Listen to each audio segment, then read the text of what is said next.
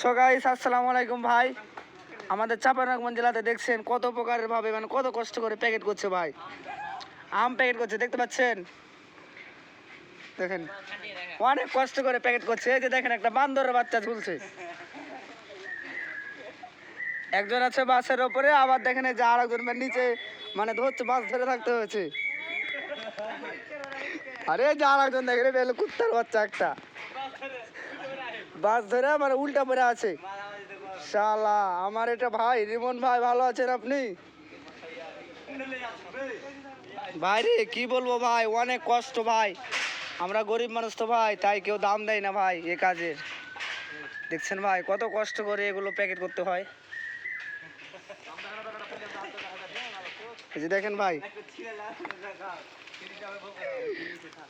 একটা আম আছে প্রায় 200 ফিট উপরে। এই আমটা দেখেন ভাই বাঁশ দিয়ে উঠে মানে কত কষ্ট করে আমটা ভাই প্যাকেট করি ভাই। সবাই ভাই আমাদের জন্য দোয়া করবেন, ভালো থাকবেন সবাই। আসসালামু আলাইকুম।